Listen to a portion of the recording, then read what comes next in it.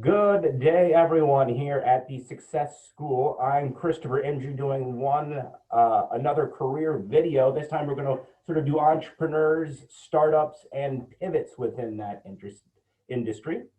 And today I am lucky to have a Chamber Award-winning ambassador, if I'm not mistaken, Mande Miskewycz, Correct.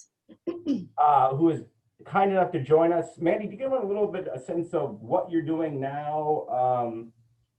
You can talk about Welcomemat or just wherever you want to start with you and your career as an entrepreneur here in Monroe County. Okay. About 5 years ago, I purchased my franchise called Welcomemat Services, and I own the South Central Indiana region for the brand. So that was kind of my launch into entrepreneurship. I knew I wanted to start a marketing company. I just wasn't sure exactly what that looked like. So I researched and figured out that creating a brand was going to be a little expensive with a website and all of those things. So then I found franchising and quickly dove into that and found Welcomemat. And it was a perfect fit. And give us a little sense of what is franchising exactly, and what does that entail from your end to become part of a larger franchise? Great question. So it's a little bit more involved, I think, than people realize, but basically there's a franchise for anything. If you would have met me when I was going through the process, if somebody said they wanted to do something, I was like, there's a franchise for that. It really does open the doors to a lot of opportunities, but basically you kind of figure out what you want to do. You can go down the different franchises that are offered within that vertical, and then you contact the franchise. You go through some discovery phase with them. Generally, they bring you to corporate and interview you because it's a double-sided process, and then you get awarded a franchise. And then once you're awarded a franchise, you sign a franchise agreement, pay whatever fee is involved with that, because of course there's a fee, and then you get the rights to the brand for whatever that looks like, whether it's a brick and mortar and you get that specific location or that area, or for my brand, we own zip codes actually. So it's direct mail is our major product. So we actually own zip codes.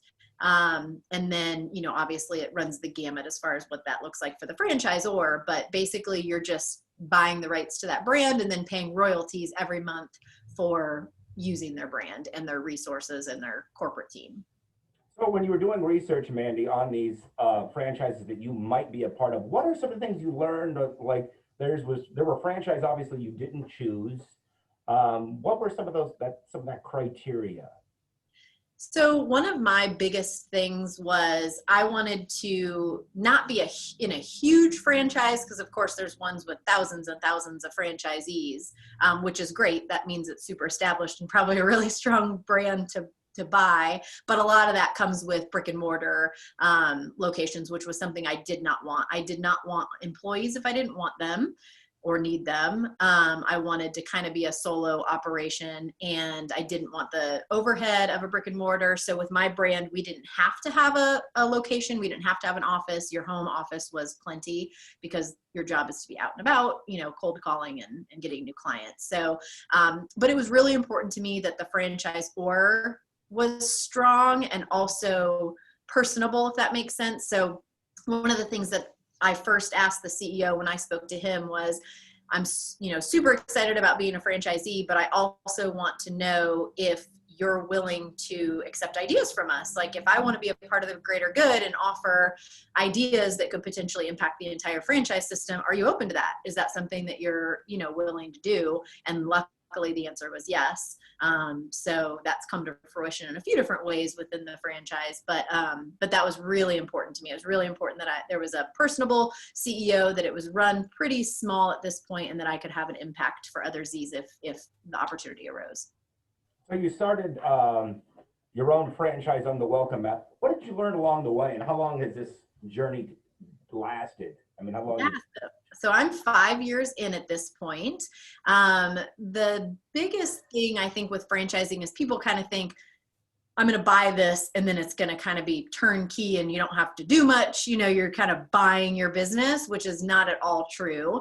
It still is all the same work that you had to do if you started your own brand, except you just have that brand recognition behind you, which for a franchise as small as Welcomemat, that's not that wasn't really a huge piece of the puzzle because they didn't have brand recognition, but they did have a really solid brand once people learned about it. So it was kind of still a startup, obviously. I mean, if you're going to buy a Dunkin' Donuts, obviously you've got some built-in, street cred going. But so yeah, so really it was just more a lot of legwork, a lot of setup. I mean, they'll give you all the tools and resources available to them, but you still have to do all the work.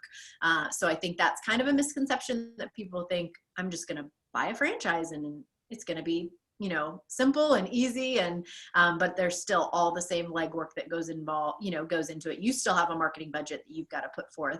They do some national marketing for you, but locally, you're required to do some marketing and things like that. So it is easier because all those nuts and bolts and the processes, which take years, sometimes 3 years for a business to figure out, those are all already in place, which makes that part of the startup a whole lot easier.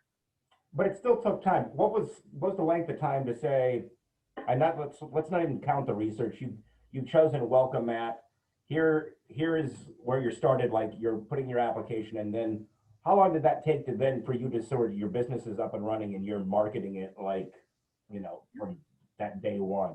Yeah, so I flew to Atlanta, which is where we're headquartered, in October.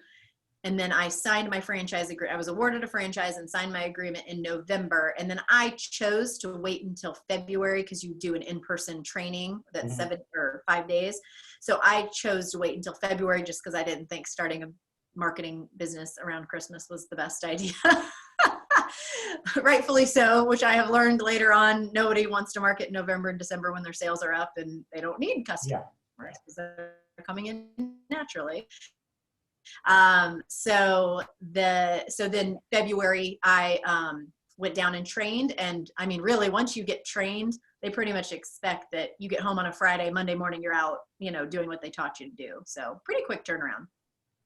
And then, it's been 5 years. What anything you want to give as far as lessons learned to people maybe potentially coming out of, high school or out of college? I mean, it just depends on your sort of skill set. What kind of characteristics would they need to have, and what advice would you give them if they are looking at maybe being their own boss? Yeah, that's a really good question. So I actually was part of the discovery process for the franchisees. So once I became an established franchisee, I got chosen to be one of the people that does discovery calls with Z's, and then I would kind of report back to corporate. Yeah, I think this person would be a good fit, or no, I don't. And one of the common themes that we've seen amongst the Z's that have joined and not succeeded is that they didn't really think they'd have to work that hard. There's a lot of people that we had a lot of older Z's that would come from a corporate type world where they were fed leads or they were very important in their roles, like marketing directors for huge corporations, and just assumed that because they had credibility where they came from, that they would automatically give them credibility here. But at the end of the day, you're going into a pizza restaurant and talking to the host, AKA gatekeeper, and trying to get to the right person. And they don't really care who you are or what experience you had.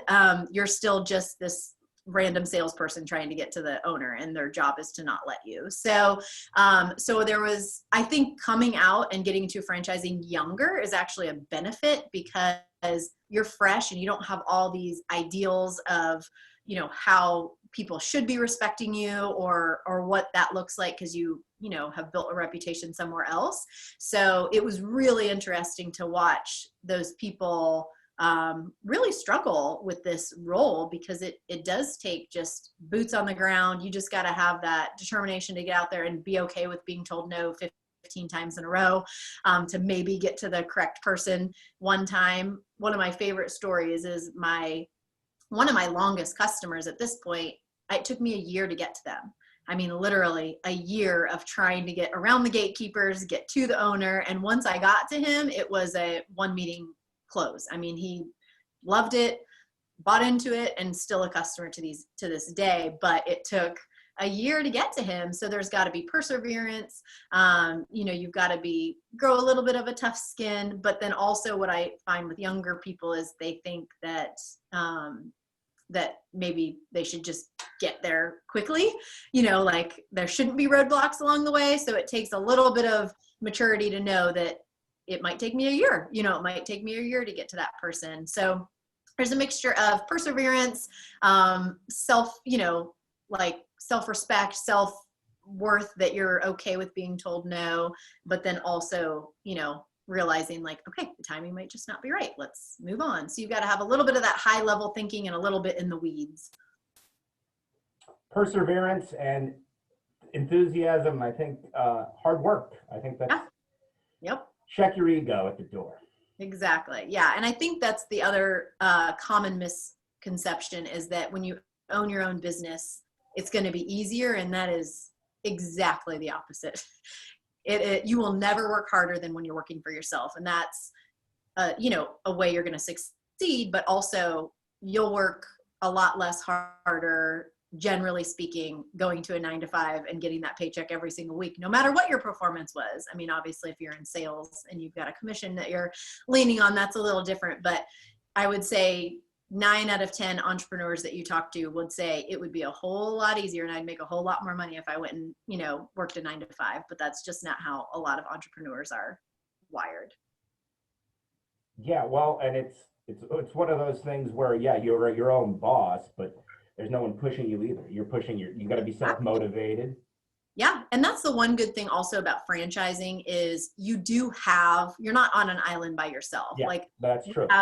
You know, the people we went through training with, we stayed super close, and then you find people who are similar to you and you know, reach out to them. So for a while there, we were doing weekly meetings with my group all over the country, and we still do monthly meetings as well, just to keep everyone engaged. So I think that's one of the big misconceptions too, is you are out on an island, but you don't have to be. Some franchises, absolutely, they don't have probably the communication that we do, but you don't have to be out on an island, but it does feel that way a lot of the times. No, and that's another advantage of being that franchise is you have peers that you can talk to, relate to, and I think that probably, especially when you need that sort of push, you can call upon those people. Yeah, absolutely. When you're sitting, you know, outside and you just got turned down for the 10th time, and you just have somebody to text and be like, I'm out cold calling and it's noon and I haven't, you know, gotten one good response. You know, you've got people who understand what you're going through, so it's definitely beneficial.